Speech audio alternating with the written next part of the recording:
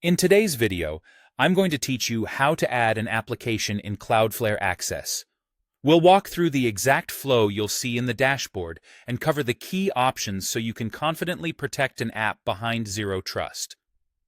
Start by logging into your Cloudflare account and opening the Zero Trust dashboard, sometimes called Cloudflare One. In the left-hand sidebar, go to Access, then Applications. This is your home base for everything related to protected apps. Click the Add an Application button. You'll be asked to choose an application type. If you're securing a typical web app available at a domain or subdomain, pick Self-Hosted. If you want to integrate a third-party SaaS app with single sign-on, choose SaaS. For SSH or other non-HTTP services, select Infrastructure. Choosing the right type ensures the setup screens match the kind of service you're protecting. Next, fill out the basic app info. Give your application a clear, friendly name so admins and users recognize it at a glance. Then set the session duration, which controls how long the access token lasts before users must sign in again. Shorter sessions mean stronger security with more frequent prompts. Longer sessions are more convenient for everyday use. Pick a value that fits your organization's risk and user experience needs. Now set the application hostname so Cloudflare knows which URL to protect. Click Add Public Hostname.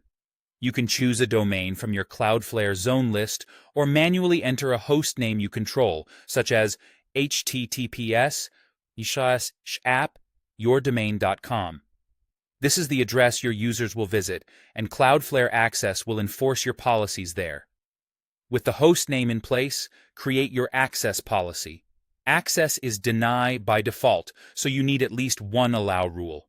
Give the policy a descriptive name, set the action to allow, and define who can get in. You can allow specific email addresses, access groups, IP ranges, device posture checks, or other granular conditions. Policies are evaluated from top to bottom, so make sure the order reflects your intent to avoid accidentally blocking legitimate users. Choose your identity providers for authentication. You can use one-time PIN via email, Google Workspace, GitHub, SAML providers, or OIDC providers like Azure AD or Okta.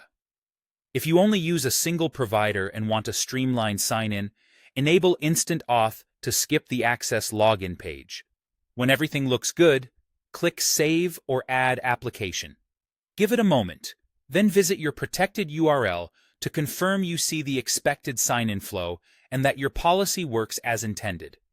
If Access isn't behaving the way you expect, adjust the policy rules or their order and test again. That's it. You've added an application in Cloudflare Access and put Zero Trust controls in front of it.